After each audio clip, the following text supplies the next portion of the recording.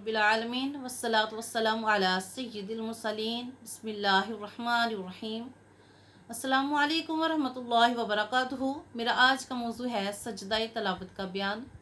सही मुस्लिम शरीफ की हदीस मुबारक में है, हज़रत अबू हुरैरा रज़ियल्लाहु तआला अन्हु से रवायत है, नबी करीम अलैहिस्सलातु वस्सलाम ने इरशाद फरमाया कि जब कोई शख्स आयत सजदा तलावत करके सजदा कर ले तो शैतान रोता हुआ उससे दूर हट जाता है और कहता है, हाय अफसोस, इंसान को सजदे का हुक्म दिया गया, वो सजदा करके जन्नत का मुस्तहिक बन गया। जब मुझे सजदे का हुक्म दिया गया था तो मैंने इनकार किया और जहन्नम का मुस्तहिक हो गया। हज़रत अब्दुल्ला बिन मासूद बयान करते हैं, नबी पाक अलैहिस्सलातु वस्सलाम ने मक्कातुल मुकर्रमा में सूरह नजम की तलावत फरमाई तो उसमें सजदाए तलावत किया और आपके साथ जितने भी लोग थे सब ने सजदा किया सिवाय एक बूढ़े शख्स के। उसने कैंकर या मिट्टी की मुट्ठी ली और उसे पेशानी की तरफ उठाकर कहने लगा, मुझे यही काफ़ी है। तो फरमाते हैं, उसके बाद मैंने इसे देखा कि वो कुफर की हालत में कत्ल किया गया। सजदाए तलावत क्या है? कुरान करीम में 14 आयतें सजदाए तलावत की हैं। उनमें से जो आयत भी पढ़ी जाएगी, पढ़ने वाले और सुनने वाले दोनों पर सजदा वाजिब हो जाएगा, चाहे सुनने वाले ने सुनने का इरादा किया हो या ना किया हो। सजदाए तलावत का मसनून तरीका ये है, सजदाए तलावत की नियत से खड़ी होकर अल्लाह अकबर कहती हुई सजदे में जाए और कम अज़ कम 3 मरतबा सुबहान रब्बियल आला कहे और फिर अल्लाह अकबर कहती हुई खड़ी हो जाए। अगर बैठकर सजदा करे तब भी कोई हर्ज नहीं, मगर सजदे से पहले और सजदे के बाद तकबीर नहीं छोड़नी।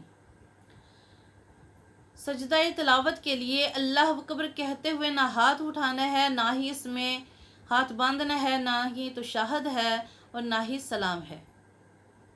कुरान करीम की तलावत के दौरान अगर आयत सजदा आए तो बेहतर तरीका यह है कि उसी वक़्त कुरान पाक को बंद करके फ़ौरन सजदा कर ले, या मुकम्मल सपारा कर लेने के बाद या कुरान पाक के मुकम्मल सजदे कर ले, मगर ताख़ीर करना मकरूह तंज़ीह यानी कि गुनाह है।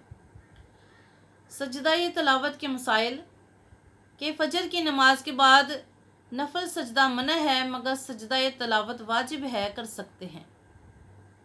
सजदाए तलावत के लिए तकबीर तहरीमा के सिवा तमाम वो शराइत है जो नमाज के लिए हैं, और जो चीज़ें नमाज को फासिद करती हैं उनसे सजदाए तलावत भी फासिद हो जाता है।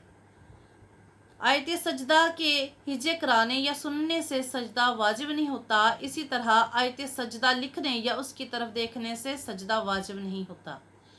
एक मजलिस में सजदे की एक आयत को बार बार पढ़ा तो या सुना तो एक ही सजदा वाजिब होगा, और अगर चंद आयतें सजदा सुनी या पढ़ी तो उतने ही सजदे करे, एक सजदा काफ़ी नहीं होगा। नाबालिग लड़के और लड़की या हैज़ नफास वाली औरत ने आयत सजदा पढ़ी या सुनी तो सजदा वाजिब नहीं।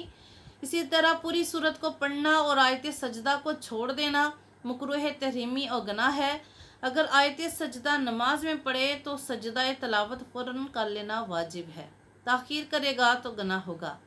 आयत सजदा की आयतें पढ़ कर जब सजदा करे तो बेहतर ये है कि उसका तर्जुमा याद करके जहन में रख कर सजदा करे और आजिज़ी और तवज्जो के साथ अल्लाह से दिल लगा कर दुआ मांगे।